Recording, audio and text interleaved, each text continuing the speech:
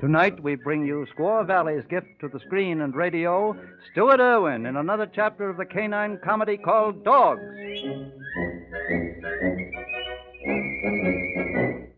Before proceeding with the program itself, we pause for a word from a distinguished guest who's here in the studio, Mr. Erwin's own famous pal, the champion Scotch Terrier, Craighaven Clinker. Go ahead, Clinker.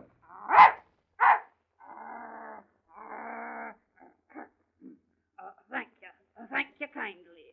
The results of last week's Just a moment. What was that last word, Clinker? Wait, do you mean progress? No? Well, let's see now. Is the word program? Good. Program. Fine. Go ahead, Clinker. What were the results of last week's program? Many a tale is a wagon necked that drooped in despair until a no. I see. Thank you, Clinker. And I know that you're perfectly right.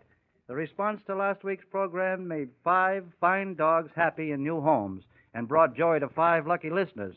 And tonight's program will carry on the good work. You see, ladies and gentlemen, this program has more than one purpose. It offers you not only amusing entertainment, but an opportunity to help one of man's best friends and at the same time to win a faithful companion and friend for yourself. We'll tell you more about that a little later. Right now, I know that you'll want to hear the further adventures of Miltiades Meek as played by Stuart Erwin.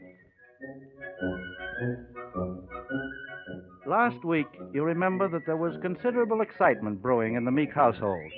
Miltiades Meek's like dogs, but his sister, Maud Meek, has absolutely forbidden him to have another dog in the house.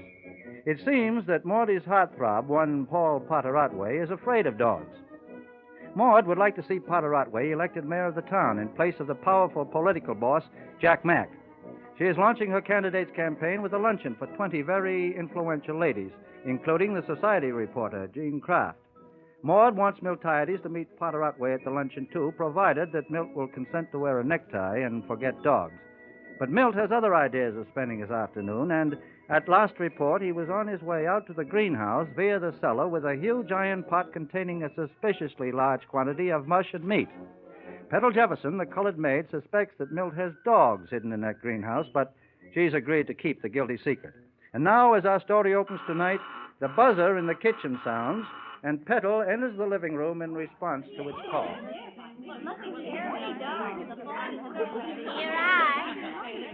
Here I. Maudie, dear. Your maid. What, Annie, dear? Oh, it's Petal. Yes, Petal. What is it? I don't know. It was you rung the buzzer, Miss Me. Oh, yes, so I did. Will you ladies excuse me just a minute? Isn't luncheon ready yet, Petal? Everyone is here except Mr. Potter Otway.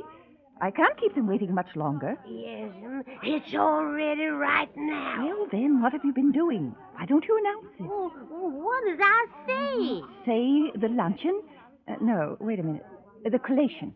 The collation is served, Miss Meek. Shall I say it to you right now, Miss Meek? No, not while I'm talking to you. Come back in about a minute and say it. Yes. There now. Is there anything wrong, Maud? If I can do anything... Oh, I know, Annie. I was just telling my maid that we just wouldn't wait for Mr. Potter Otway. It's very naughty of him to be so late. Oh, there's Jean Kraft, the society reporter. You, Jean. Hello, Maud. Hello, Annie. Hello. Quite a gathering, Maudie. Yes, we're just waiting for Paul Potter Otway. He's the guest of honor, you know. Really? Why lunch for Potter Otway? Going to announce your engagement today, Maudie? Oh, dear, no, Jean, not yet. Paul has work to do first. Good. That's a news item for my paper. Paul Potter Otway goes to work. Now, don't write one of your funny articles. Please, Jean. This is terribly serious, you know. Mr. Potter Otway is going to run for mayor. Against Jack Mack's political machine? Well, after he gets over that beating, he ought to make an ideal husband, gentle as a lamb. Well, I don't think it's at all nice of you to talk like that. Look, Maud, my paper's all for reform in this town, and we'll back the reform candidate if we can find a good one, but... Well, frankly, Potter Otway isn't the right man. But you don't know him as I do. That's just it. Nobody knows him. He spent too much time and money in traveling abroad. Well, don't the people want a mayor with an education and nice manners? No. They just want an honest, human man. Like your brother, Marty. Oh, nonsense, Annie. Wait a minute. What did you say, Annie? Maud's brother, Miltiades, is awfully human, don't you think? Say, that's an idea. If you must have a mayor in the family, Maud, your brother might make the grade. Milt? Oh, nobody would vote for Milt. I hate to say it, but people are always laughing at something he says or does. Well, if laughing at them kept men out of office, Congress would be empty. Besides, they don't laugh at him exactly. Well, even if he was elected, he'd make a terrible mayor. Why? Yes. Why, Marty? Well, for one thing, he's so careless with money. He simply gives it away. Never has a cent. Spending money is no curse in politics. And he gives it to all the wrong people. He knows all the riffraff in this town. Well, you know all the nice people. And you know he'd never dressed like a mayor. Well, suppose he had to meet some important party at the station or something. No telling what he'd wear. Why, half the time he goes without a necktie. So did Abraham Lincoln. Well, anyway, Mr. Potter Otway dresses beautifully and has lovely manners. Too divine. We want a man of the people. Say, Morty, will your brother be here for luncheon? Well, I'm sure I don't know. I never do know. But Mr. Potter Otway has promised to come. Oh, I can't wait. Miss Maud, Yes? the collection is served, Miss Maud. What do I smell? Beef stew? Marty, stew for luncheon. How quaint. No, that's something Petal was cooking for my brother. Just a little mush and meat is all. Mush and meat, a he-man's meal for the man of the people. Such a character. Oh, dear, I wish Mr. Potter Otway would come. But I really do something in life.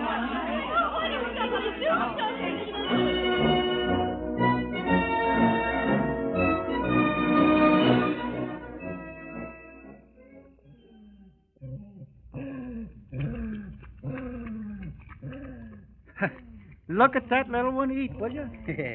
Poor little feller. I'm glad he's got enough there. I'm kind of worried about Madam X here, though. Oh, is that going to be her name? Yeah. X is for the unknown quantity. Oh.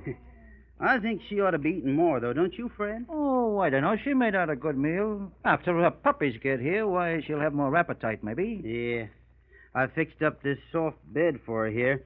I didn't need that quilt anymore anyway, and I brought her one of Maud's old pillows for her head, but you know, she won't lie on 'em. Oh. She seems to like it better in among those flower pots there. Well, she's likely saving the quilt for her puppies to lie on.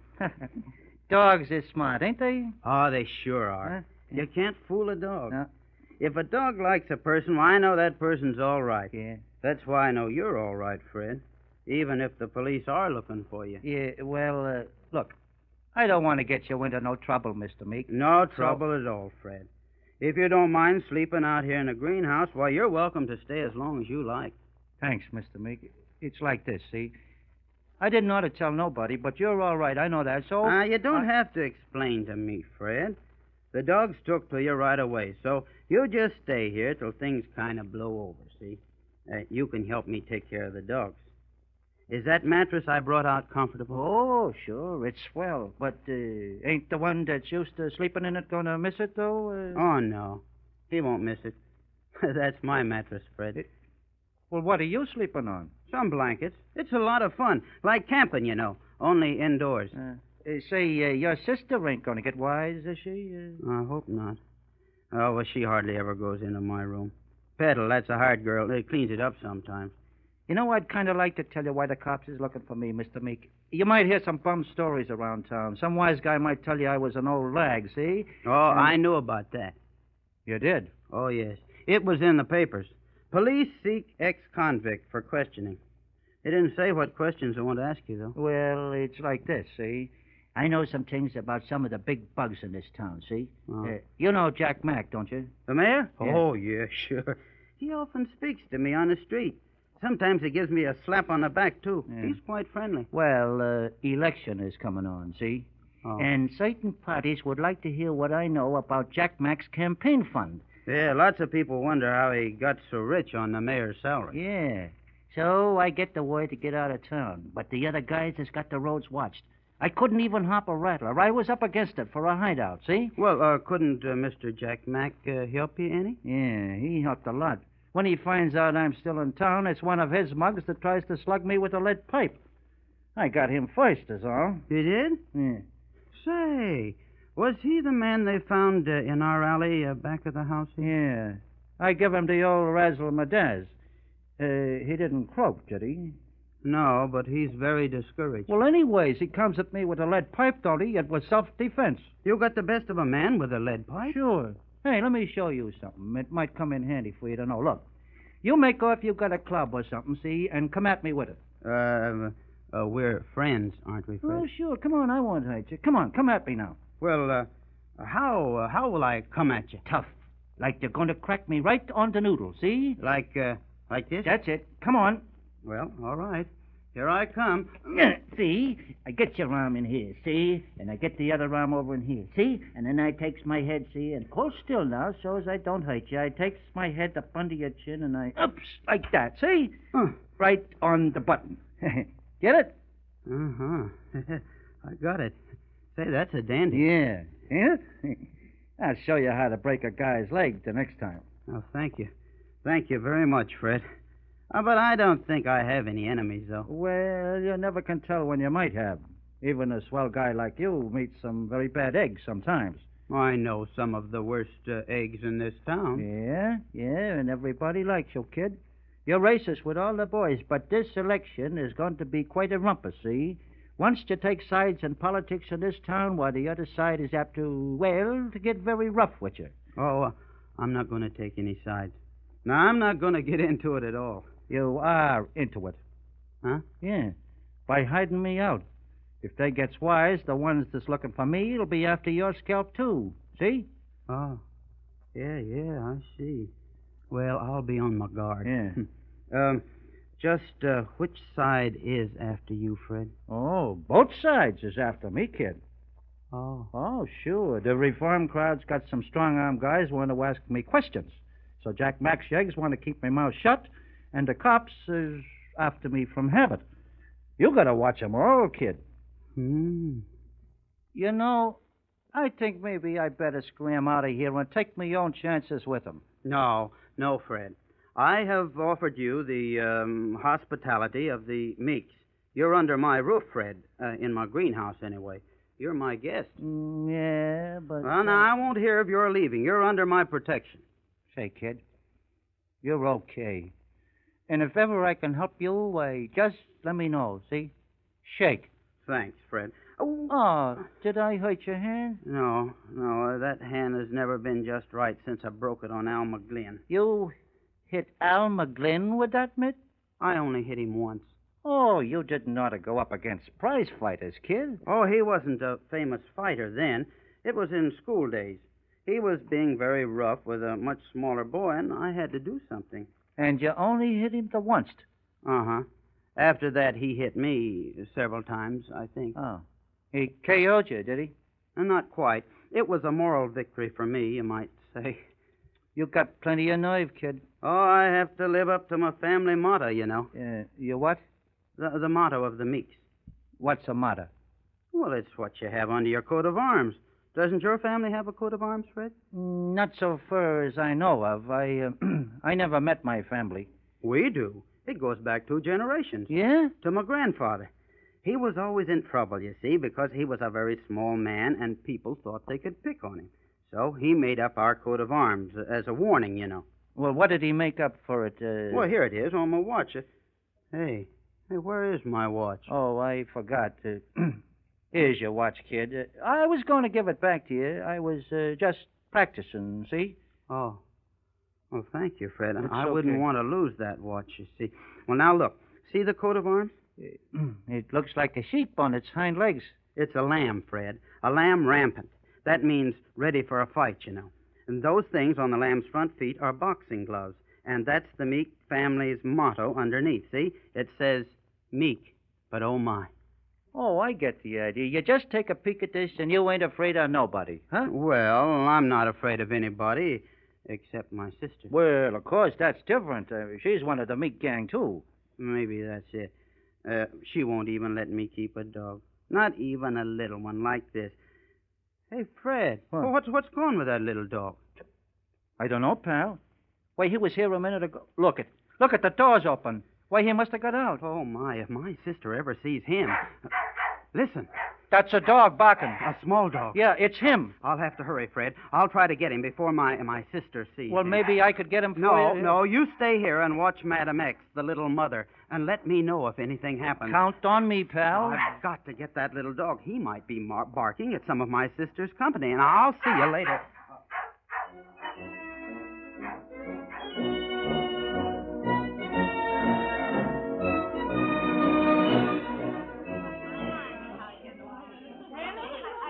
Marty, dear, we're simply darling. Oh, I'm so sorry about the consommé, though. Hot soup on a day like this. The soup was perfectly quaint, dear. Wasn't it, Jean? Oh, very original. But switching the conversation lightly from soup to nuts, where's your boyfriend, Paul Potter Otway? I can't imagine why he's so late in arriving. We shall meet but hardly miss him. There will be a vacant chair. 2 vacant chairs. Your brother didn't come either. No, there's no telling where he is, or who he's with, or what he's doing. Except that it's probably something I wouldn't approve of. The doorbell, maybe it's Milt. Yes, it might be he. Your brother? No, Paul Potter Otway. Milt wouldn't come in the front door. Land sakes, Mr. Meek. It is your brother. Glory day, Mr. Meek. What's wrong with you? Oh, look at him. What's that in his arm? A dog. Miltiades, Fairforth Meek. What have you been doing now? Now, Morty, Anthony, what are you doing with your collar torn and your face dirty and that nasty little dog in your arm? Looks like the People's Choice had been in a brawl. Fighting. Miltiades, how dare you? Now, quiet, Morty. Peddle, go get some hot water and some old rags. Hurry. I'll fix your face, Mr. Never Meek. mind my face. This little dog is hurt, don't you see? You take that dog. Now, quiet. Go on, Peddle. Hot water and rags. Get. I don't know if there is any rags round. Then tear up some. Don't you dare. Go, Peddle. Yes, sir. Now, there, old boy. Now, you lie right down here now. There, My needlepoint chair. There, right down here a minute, old boy. I'll fix that leg for you. Now, there. Now, good old boy. You nice Well, little Miltiades? fella. Perhaps you'll be good enough to explain this? What? Do you realize that you've disgraced me forever in front of these friends, these ladies who have been saying such nice things about you? I'm mighty sorry, Morty. Hello, girls. Hello, Miltiades. Girls. Sure, aren't they? Here, now lie still, old boy. That's it. really Now, you stay right there, poor little fella. Yeah, some hot water, Mr. Meek, and some old pillowcase I tore up. Thanks, Peddle. Now, one of you girls hold this pup still till I bandage. I will. Thanks, Jean. Hey, what happened anyway? Oh, nothing. Come clean, mister. I'm a reporter and I want my story. Future mayor rescues dumb friend. He's not so dumb. And I'm not running for mayor. Oh, haven't you heard? Oh, don't be silly. Who'd vote for me? I would. So would I. We all would. Ah, so would anybody. cut it out. Well, never mind all that now. How did the dog get hurt? Well, you see, he got out of the greenhouse. My greenhouse? Well, yes. And he ran out front and kind of just barked a little at this man. What man? A man who was out front, and the man kicked him. Oh. Yes, sir, believe it or not, that man kicked this little fella and hurt his leg. And so? Well, so I guess I lost my temper. I went up to the man, and then he hit me. Oh. Yeah, with his cane, see? Now, I didn't like that. No. No, so I get a hold of one arm like this, see? Miltiades? Now, I won't hurt you, Maud. Now, you come at me like you had a cane. Oh. That's it. Now, so I get one arm of his like this, see? And the other like this, see? And then I take my head like this, see? Now, hold still so I don't hurt you. And I ups with my head like that, see? And I let him have it. Right on the button. Miltiades! I'm disgraced. Oh, go on, Milt. What next? Well, so then, that's all. Oh. There, now I got that old bandage all right, that old doggy there. Now lie still now. Won't hurt Fighting you. over a dog. Excuse me, Miss Maud. Did you say you was expecting Mr. Potter Otway? Yes. Has he come? Oh, Miltiades, go at once and take that dog with you. What will Mr. Potter Otway think of you looking like that? Well, show Mr. Potter Otway in, Petal. You mean carry him in, Miss Maud? What? Yes'm. He's laying out there on the curbstone. Oh, Paul! It was Paul Potter Otway you thought you've hurt him. He didn't croak, did he? No, sir. He's sitting up. Oops! No, he ain't. Oh. He's up and running. Yes, sir. He's running down the street pretty much. Oh, you, my own brother. You ruined my chances. He certainly ruined your boyfriend. Still, Morty, a man who would kick a little dog isn't much of a fiancé, let alone a candidate for mayor. I'll never forgive you, Miltiades, me. Never. You and those dogs. I'll never hold up my head again. Now, Morty, look it. I'm sorry. Get rid of that dog, Miltiades. Promise me. But it wasn't the dog's fault. Miltiades? Oh, well. All right. Soon as his leg's well and I can find him a good home. Oh, I hate to do it. No? Oh, I know. It's your house, too, of course. I'll do what you want. Soon as I can move them, I'll give them both away. Both? You mean you have 2 dogs in this house? Greenhouse, Morty, just in the greenhouse. I thought I'll take this little fellow, Milt. I'll give him a good home. You will, Gene? I might take the other. Well, thanks, Annie. What kind is it? Well, kind of a shepherd, but you'll have to wait for her. You see... Her? Yeah. No waiting about it. Those dogs go tonight. Oh, well, all right. But it's certainly going to be lonely for me around here with not even one dog. Hey, kid, can I come in? Oh. Oh, who is that person? That's Fred. Come in, Fred. Listen, Fred. I've got to give away both my dogs. Can't even have one dog around. Yeah, well, you'll have to work fast, pal, because the dog population has rose. What? Yes, You sir, don't mean... The little mother. She's doing as well as can be expected, and you now own 5 new pups. Beauties, buddy. Beauties. Oh, Fred, isn't that nice?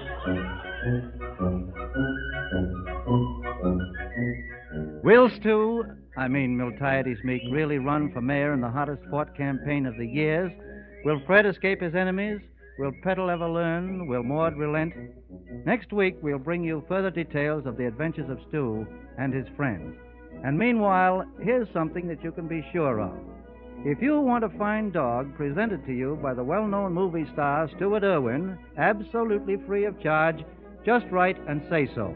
And the first 5 good letters telling you why you want a dog, man's best friend in your house, will win the dogs. Each will be sent to you with a collar and a leash, a nameplate all suitably lettered, and a health officer's certificate of perfect health and good temper. Win a friend. Now, we don't claim that these are pedigreed dogs, like the title of our playlist. They're just dogs, but they're good dogs who want a home. Save them from unhappiness and extinction. An autographed letter of presentation from Stu Erwin goes with every dog, so write today and listen next week to Stu Erwin in Just Dogs.